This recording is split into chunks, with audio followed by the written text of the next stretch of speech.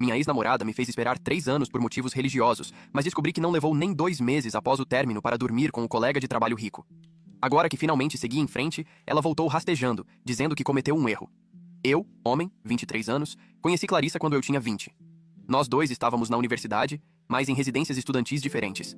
Ela cursava administração de empresas, e eu fazia engenharia. Nos esbarramos em um evento de integração de calouros durante a semana de recepção e simplesmente nos demos bem. Ela tinha um jeito de rir de piadas bobas que me fazia querer continuar conversando. Trocamos números naquela noite, e dentro de uma semana, já estávamos saindo com frequência. Clarissa vinha de uma família religiosa. O pai dela ocupava um cargo de liderança na igreja da congregação local da cidade natal deles. Ela me contou isso no 3º ou 4º encontro, quando as coisas começaram a ficar mais sérias entre nós. Disse que já não se considerava tão religiosa, mas que certas expectativas tinham sido muito marteladas ao longo da sua criação. A principal delas era que queria guardar o sexo para o casamento. Preciso deixar isso bem claro. Eu não era um cara experiente que já tinha ficado com várias pessoas. Eu também era virgem aos 20 anos. A diferença é que, no meu caso, não foi exatamente por escolha. Eu simplesmente não tinha conhecido ninguém ou tido oportunidade antes da universidade. Então, quando Clarissa me falou sobre esperar, pensei que não era o fim do mundo. Poderíamos fazer outras coisas e a relação sexual teria que ficar para depois. No primeiro ano, esse arranjo funcionou bem. Nós dois estávamos ocupados com as disciplinas e nos adaptando à vida universitária. Mas, no segundo ano, comecei a notar meus amigos falando de seus relacionamentos de forma diferente. Eles comentavam sobre dormir na casa da namorada ou fazer viagens de fim de semana juntos, e a parte física parecia algo normal e esperado. Enquanto isso, eu estava preso nesse estado de espera. O que tornou tudo mais difícil foi o fato de Clarissa ter concluído a graduação em 3 anos. O curso dela era mais curto que o meu. Ela conseguiu um emprego em uma empresa de consultoria na cidade pouco tempo depois de se formar. De repente, ela tinha salário, usava roupas sociais e falava sobre a dinâmica do escritório, enquanto eu ainda vivia com a mesada de estudante e jantava macarrão instantâneo na maioria das noites. Durante o jantar, ela me contava histórias sobre os colegas de trabalho. Havia um cara chamado David que dirigia uma BMW e outro gerente que tinha acabado de voltar de Bali. Ela nunca me comparou diretamente a eles, mas eu sentia a distância entre nós aumentar. Ela estava entrando na vida adulta profissional, e eu ainda estava preso ao modo estudante. Começamos a brigar com mais frequência. Coisas pequenas viravam discussões. Ela queria ir a restaurantes melhores que eu não podia pagar. Eu sugeria alternativas baratas, e ela dizia que estava cansada de bares de estudante. A questão do sexo também voltava sempre. Em uma dessas brigas, eu toquei no assunto e perguntei quando, realisticamente, poderíamos nos casar, considerando que eu ainda tinha mais um ano de faculdade e precisaria de tempo para juntar dinheiro depois de me formar. Ela disse que não sabia. Disse que não podia simplesmente abandonar o que havia prometido ao pai. Eu apontei que ela mal frequentava a igreja, e ela ficou na defensiva. Essa discussão se estendeu até 2 da manhã. Cerca de 6 meses atrás, tivemos outra briga enorme. Era tarde, numa noite de terça-feira. Ela tinha acabado de voltar de um evento do trabalho em que, segundo ela, todos estavam bem vestidos e bebendo vinhos caros. Ela falava de um funcionário sênior da empresa que tinha se tornado sócio antes dos 35 anos e possuía imóveis em 3 bairros diferentes. Eu finalmente perdi a paciência e perguntei por que ela ainda estava comigo, se todos esses homens bem-sucedidos pareciam tão impressionantes. Ela ficou em silêncio por um momento e então perguntou o que eu queria dizer com aquilo. Eu disse que parecia que ela estava esperando alguém melhor aparecer e que eu era apenas o namorado da época da universidade, que ela acabaria superando. Ela começou a chorar. Disse que isso não era verdade e que me amava, mas também admitiu que, às vezes, se perguntava se nós queríamos as mesmas coisas na vida. Perguntei que coisas. Ela disse que não sabia exatamente, mas talvez eu não estivesse pronto para o tipo de compromisso que ela precisava. Aquilo doeu, porque eu tinha sido justamente quem estava esperando, lidando com as restrições religiosas dela, enquanto ela seguia sua vida em um emprego sofisticado. Eu disse que achava melhor terminarmos. Ela chorou ainda mais e perguntou se eu tinha certeza. Eu disse que sim. Ela saiu do meu apartamento por volta da meia-noite e depois disso não tive mais notícias. Nós dois mantivemos o contato zero. Apaguei o número dela do meu celular e foquei em terminar o último ano de engenharia. Aqueles 6 meses finais de universidade foram difíceis, mas eu consegui passar por eles. Passei a maior parte do tempo na biblioteca ou trabalhando na minha monografia. Quase não saía socialmente. Meus amigos me chamavam para coisas, mas eu geralmente recusava. Entreguei meus últimos trabalhos no fim de outubro e me formei no início de novembro. Eu já tinha aceitado uma vaga de trainee em uma empresa de consultoria em engenharia, com início em dezembro.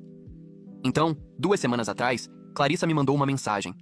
Ela mandou uma mensagem perguntando se poderíamos nos encontrar para tomar um café. Disse que tinha pensado em mim e queria conversar. Fiquei surpreso por ela ter entrado em contato depois de tanto tempo. Parte de mim quis ignorar, mas outra parte ficou curiosa. Afinal, tínhamos ficado juntos por 3 anos. Concordei em encontrá-la em um café perto da casa do meu irmão, onde eu estava ficando durante o período de transição antes de começar no trabalho. Ela apareceu vestindo jeans e um suéter. Estava igual a como eu me lembrava. Pedimos café e nos sentamos em uma mesa no canto. Ela perguntou como eu estava e eu disse que bem. Perguntei sobre o trabalho dela e ela disse que estava indo bem. Então chegou ao verdadeiro motivo do encontro. Disse que tinha cometido um erro ao terminar comigo. Falou que passou os últimos 6 meses pensando no nosso relacionamento e percebeu o quanto sentia minha falta. Disse que tínhamos algo especial e que queria tentar de novo. Perguntei o que tinha mudado. Ela me olhou de um jeito estranho e disse que as coisas estavam diferentes agora. Disse que tinha pensado muito sobre o que queria e que estava pronta para um relacionamento completo. No início, não entendi o que ela queria dizer. Então ela explicou. Disse que agora estava aberta a fazer sexo. Simples assim. Depois de 3 anos de espera, de repente ela estava pronta. Fiquei ali sentado, com o café esfriando, tentando processar aquilo. Perguntei o que tinha feito ela mudar de ideia. Ela pareceu desconfortável e disse que tinha percebido que as expectativas do pai dela não deveriam controlar sua vida adulta. Insisti um pouco mais.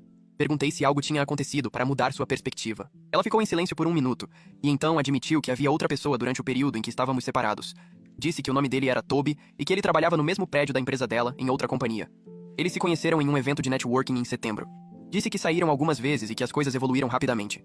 Contou que Toby foi insistente em querer dormir com ela e que no fim, ela cedeu. Pela forma como falou, parecia que ele a tinha pressionado, mas depois ela acrescentou que foi consensual e que tinha sido uma escolha dela. Disse que isso aconteceu cerca de 2 meses depois do nosso término. Ela contou que as coisas com Toby esfriaram depois de uns 3 meses. Disse que tinha terminado com ele algumas semanas antes e que era por isso que estava me procurando agora. Eu apenas fiquei ali olhando para o meu café. 3 anos. Eu tinha esperado 3 anos por ela. Recusei oportunidades com outras mulheres. Aguentei inúmeras conversas sobre prazos para casamento e as expectativas do pai dela. E então, 2 meses depois de terminarmos, ela tinha dormido com um cara que mal conhecia. Perguntei se ela só estava disposta a dormir comigo agora porque já tinha feito isso com Toby. Ela disse que não. Disse que Toby não tinha nada a ver conosco.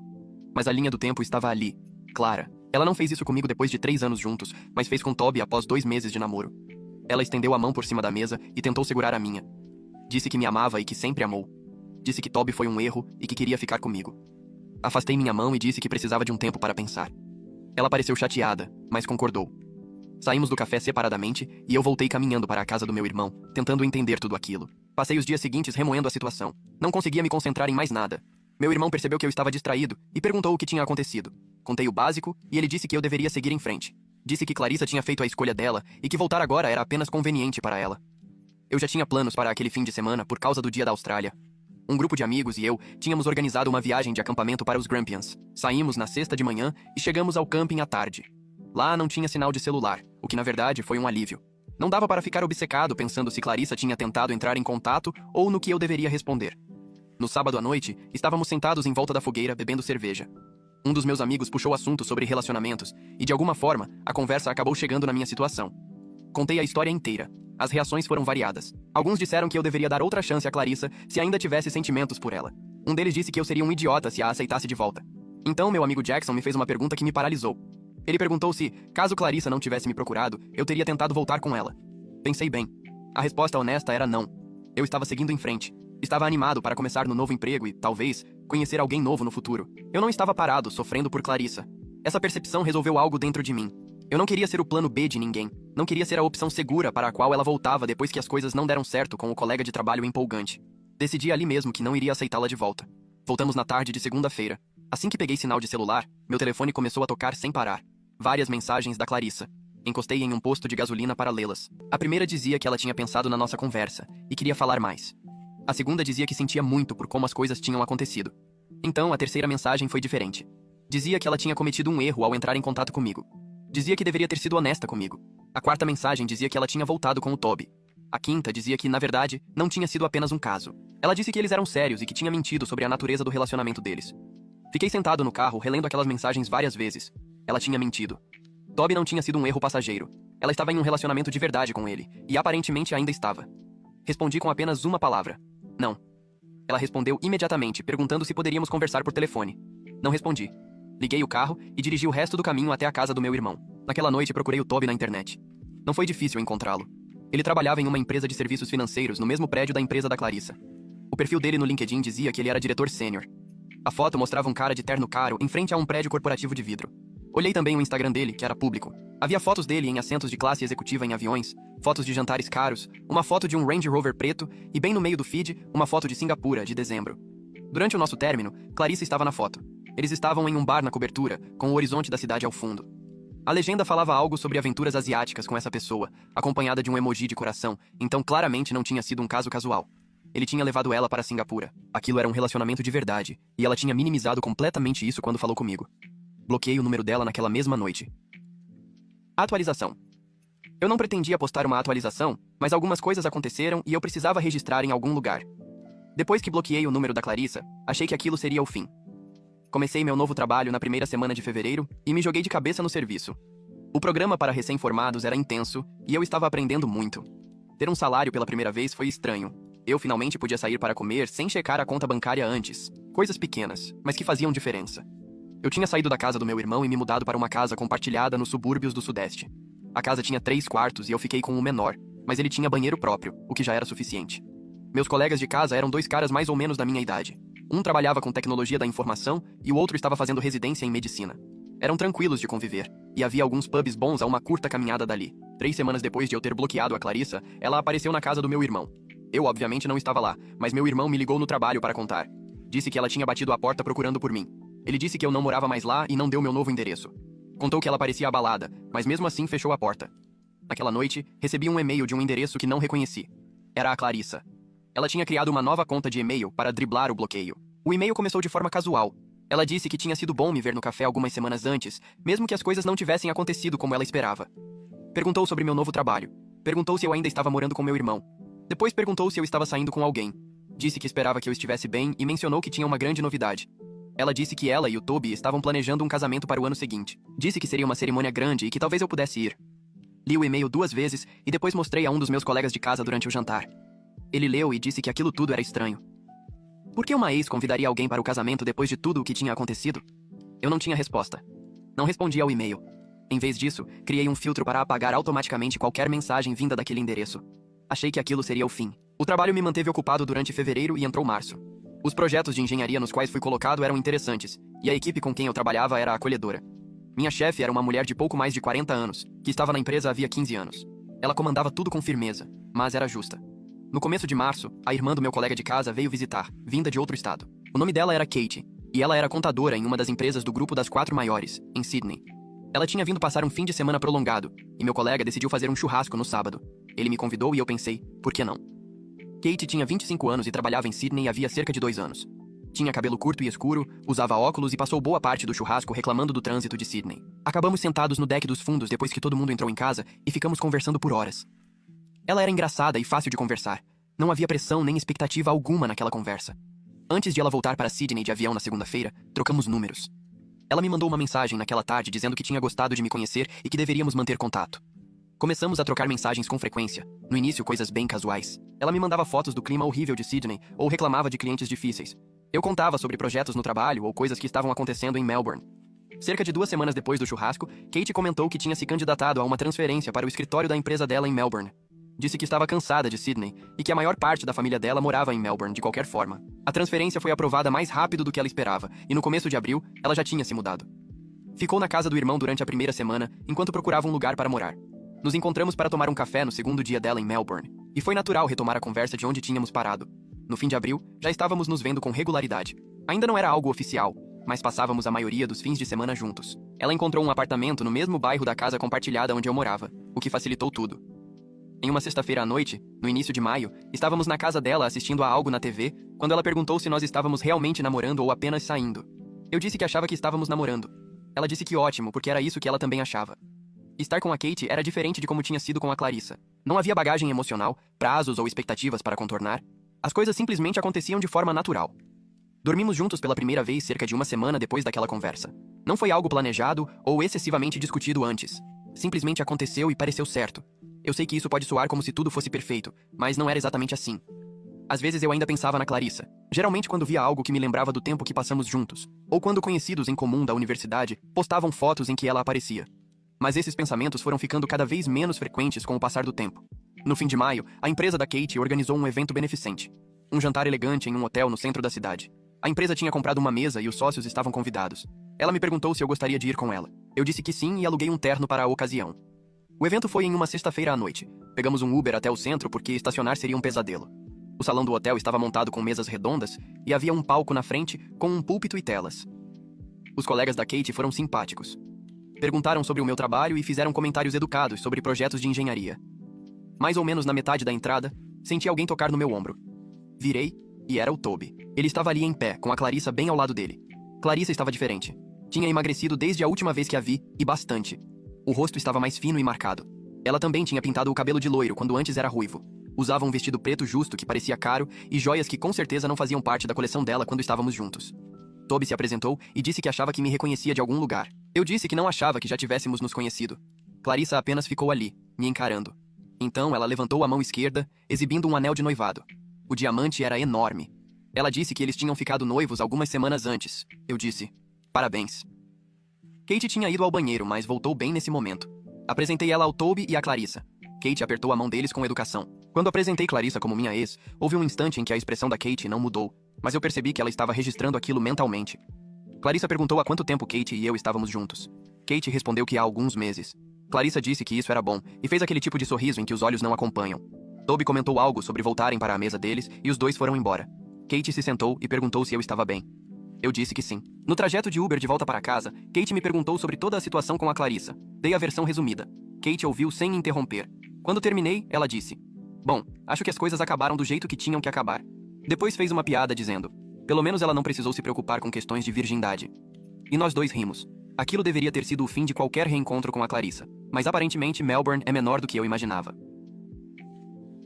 Atualização 2. Estou escrevendo esta atualização porque as coisas ficaram ainda mais estranhas, e eu preciso registrar isso em algum lugar. Depois de encontrar Clarissa e Toby naquele jantar beneficente, imaginei que nossos caminhos pudessem se cruzar ocasionalmente, já que agora trabalhávamos na mesma cidade. Não me preocupei com isso. Eu tinha seguido em frente e estava construindo uma vida com a Kate. Ver a Clarissa novamente tinha sido constrangedor, mas não despertou sentimentos antigos, nem me fez questionar minhas decisões. Kate e eu oficializamos oficialmente o relacionamento em junho. Nós já estávamos exclusivos havia meses, mas ela me perguntou se eu queria morar junto quando o contrato da casa compartilhada em que eu vivia terminasse, em agosto. Eu disse que sim. Começamos a procurar apartamentos de 2 quartos nos subúrbios do Sudeste que fossem convenientes para os 2 escritórios. O trabalho ia bem. Eu tinha sido designado para um grande projeto de infraestrutura que iria até o fim do ano. As horas eram longas, mas o trabalho era interessante, e minha chefe deu a entender que, se eu continuasse tendo um bom desempenho, poderia surgir uma oportunidade de promoção no começo do ano seguinte. Tudo parecia estável e normal até meados de julho, quando meu irmão me ligou. Ele disse que a Clarissa tinha passado novamente na casa dele, isso meses depois da primeira vez. Ele contou que ela tinha batido a porta numa tarde de terça-feira. Ele estava trabalhando de casa naquele dia e atendeu. Ela perguntou se eu estava lá. Ele disse que não, e lembrou que eu não morava mais ali. Então ela perguntou se ele poderia me passar um recado. Ele disse que não faria isso e fechou a porta. Ele me contou isso por telefone com um tom de irritação. Disse que a Clarissa parecia diferente da última vez que tinha aparecido. Disse que ela parecia cansada e tinha emagrecido ainda mais. Ele perguntou se eu achava que ela estava bem psicologicamente. Eu disse que não sabia e que isso já não era mais problema meu. 2 dias depois dessa conversa, recebi outro e-mail, desta vez de um endereço diferente. Clarissa tinha criado mais uma conta de e-mail. A mensagem era mais longa do que a anterior. Ela disse que esperava que eu estivesse bem. Disse que tinha pensado em mim ultimamente e se perguntava como a vida estava me tratando. Disse que estava feliz com o Toby, mas que às vezes pensava no nosso tempo juntos na universidade. Disse que aqueles tinham sido tempos mais simples. Ela perguntou se eu ainda pensava nela. Disse que o planejamento do casamento estava sendo avassalador e que às vezes desejava poder voltar a quando as coisas eram mais fáceis. Mostrei o e-mail para a Kate. Ela leu e disse que a Clarissa parecia infeliz. Eu disse que talvez, mas que não era minha preocupação. Kate concordou, mas disse que eu provavelmente deveria responder e pedir para a Clarissa parar de entrar em contato comigo. Redigi um e-mail curto dizendo que agradecia por ela ter entrado em contato, mas que eu tinha seguido em frente e preferia que ela não me procurasse novamente. Enviei antes que pudesse pensar demais. Clarissa respondeu em menos de 1 hora. Disse que entendia e pediu desculpas por me incomodar. Disse que só queria um encerramento. Depois disse algo estranho. Falou que, se eu algum dia precisasse conversar com alguém que me conhecia de antes da minha nova vida, eu poderia procurá-la. Disse. Às vezes é bom conversar com pessoas que te conheceram quando as coisas eram diferentes. Não respondi a essa mensagem. Bloqueei o novo endereço de e-mail e configurei mais filtros. Agosto chegou e Kate e eu nos mudamos para o nosso novo apartamento. Era uma unidade de 2 quartos no 4º andar, com uma varanda com vista para um pequeno parque. Passamos o primeiro fim de semana desempacotando caixas e montando móveis. O irmão da Kate e o meu irmão vieram ajudar a carregar as coisas pesadas. No domingo à noite, estávamos exaustos, mas o lugar já começava a parecer um lar. No início de setembro, a empresa da Kate teve outro evento de trabalho. Esse era menos formal, apenas um happy hour em um bar no centro da cidade, numa sexta-feira à noite. Os sócios estavam convidados, e a Kate me perguntou se eu queria ir. Eu disse que sim. O bar estava cheio e barulhento. Kate me apresentou a vários colegas. Eu fiquei tomando uma cerveja devagar e fazendo conversa fiada sobre o clima e planos de fim de semana. Depois de cerca de 1 hora, Kate foi ao banheiro e eu fiquei perto do bar esperando por ela. Foi quando o Toby se aproximou. Ele estava sozinho dessa vez. Pediu um uísque e então me notou ali. Cumprimentou e perguntou se eu estava esperando alguém. Eu disse que minha namorada já voltava. Ele assentiu e disse: "O mundo é pequeno, né? A gente se encontrar de novo." Eu concordei. Então ele disse algo que me pegou de surpresa. Disse que a Clarissa tinha comentado que me conhecia da universidade. Eu disse: sim, nós namoramos por um tempo. Ele deu um gole na bebida e disse que sabia. Disse que a Clarissa falava de mim às vezes. Eu não soube o que dizer, então apenas assenti com a cabeça. Ele disse que a Clarissa vinha passando por um período difícil ultimamente. Planejamento do casamento, estresse e pressão no trabalho. Disse que ela estava vendo alguém para conversar sobre isso. Ele não usou a palavra terapeuta, mas eu presumi que fosse isso. Disse que ela tinha mencionado querer entrar em contato com amigos antigos, mas que ele tinha dito que talvez não fosse uma boa ideia. Kate voltou naquele momento e o Toby se despediu. Ela perguntou do que se tratava. Contei que o Toby basicamente tinha dito que a Clarissa estava tendo dificuldades e tentando falar comigo. Kate disse que isso explicava os e-mails. Ela disse que provavelmente deveríamos apenas manter distância dos dois e deixar que resolvessem seus próprios problemas. Eu concordei. Mas então, 3 semanas atrás, algo mais aconteceu. Eu estava no trabalho numa quinta-feira quando meu irmão me mandou uma mensagem. Ele disse que a Clarissa tinha aparecido novamente na casa dele. 3ª vez já. Disse que dessa vez ela estava chorando. Ela tinha pedido o meu número de telefone. Ele disse que falou para ela que não tinha meu número, o que era mentira. Em seguida, ela pediu meu endereço. Ele disse que respondeu que não daria essa informação e que ela precisava ir embora. Contou que ela ficou sentada no carro, em frente à casa dele, por cerca de 20 minutos antes de ir embora. Liguei para o meu irmão durante o horário de almoço. Ele disse que a Clarissa parecia muito mal. Disse que estava começando a ficar desconfortável com ela aparecendo assim e perguntou se eu queria que lhe dissesse para ela parar ou ameaçasse chamar a polícia. Eu respondi: ainda não, mas talvez se acontecer de novo. Naquela noite, recebi outro e-mail de um novo endereço. A mensagem era curta. Clarissa disse que precisava falar comigo. Disse que era importante. Disse que sabia que eu tinha seguido em frente, mas que havia coisas que eu deveria saber sobre o Toby. Disse que tinha cometido um erro enorme. Mostrei o e-mail para a Kate. Ela disse que a situação estava escalando e ficando preocupante. Disse que a Clarissa claramente não estava bem. Kate disse que eu provavelmente deveria responder mais uma vez e ser muito firme quanto aos limites. Disse que, se a Clarissa continuasse me procurando depois disso, deveríamos considerar outras opções. Passei 1 hora escrevendo a resposta. Disse que sentia muito que ela estivesse passando por um momento difícil, mas que eu não podia ser a fonte de apoio dela. Disse que nós dois tínhamos seguido com nossas vidas e que continuar entrando em contato comigo não era saudável para nenhum dos dois. Disse que desejava o melhor para ela, mas que precisava que ela parasse de me procurar. Pedi que, por favor, respeitasse esse limite. Enviei o e-mail e esperei. Não veio resposta naquela noite, nem no dia seguinte, nem no outro. Já se passaram 3 semanas desde que enviei aquele e-mail e não tive mais notícias da Clarissa. Meu irmão não a viu mais na casa dele. Nenhum novo e-mail apareceu. Kate acha que talvez a Clarissa finalmente tenha entendido o recado.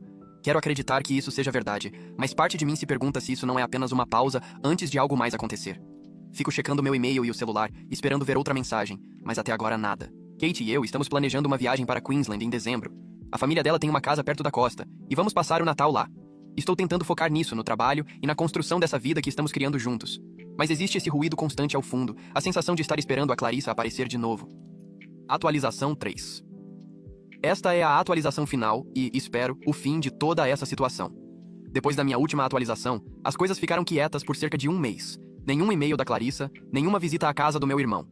Kate e eu começamos a relaxar e a assumir que Clarissa finalmente tinha aceitado os limites que eu tinha imposto.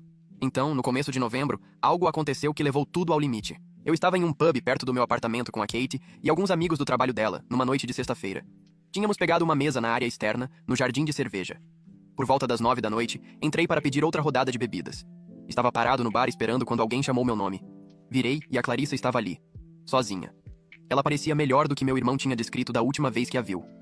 O cabelo estava preso e ela usava jeans e um suéter. Ela perguntou se poderíamos conversar. Eu disse que não. Ela disse: por favor, vai levar só alguns minutos. Eu disse que tinha pedido para ela parar de entrar em contato comigo e que aparecer onde eu estava tinha passado de todos os limites. Ela começou a chorar ali mesmo no bar.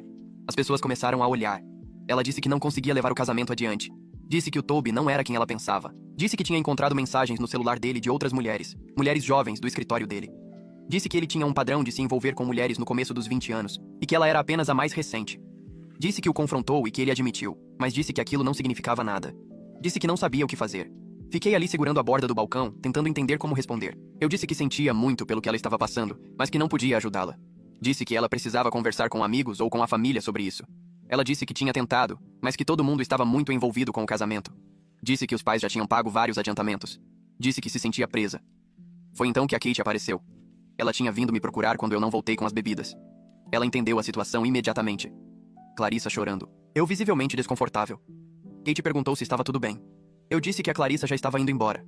Clarissa olhou para a Kate e depois para mim. Disse que tinha cometido um erro 3 anos atrás. Disse que tinha escolhido errado.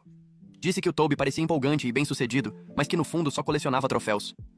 Kate disse com muita calma para a Clarissa que eu tinha pedido várias vezes para ela parar de entrar em contato comigo. Disse que, fosse o que fosse que a Clarissa estivesse enfrentando, ela precisava lidar com isso sem me envolver. Disse que nós íamos voltar para a nossa mesa e que a Clarissa deveria ir embora. Clarissa encarou a Kate por um longo momento. Depois se virou e saiu do pub. Eu a observei atravessar a entrada principal e ir embora. Kate pediu as bebidas que eu tinha esquecido e voltamos para a mesa.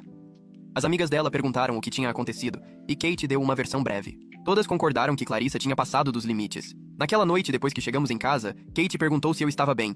Eu disse, sim. Ela perguntou se eu ainda tinha algum sentimento por Clarissa. Eu disse, não, sinceramente não tenho. Kate disse, ainda bem, porque o que Clarissa fez naquela noite foi manipulador.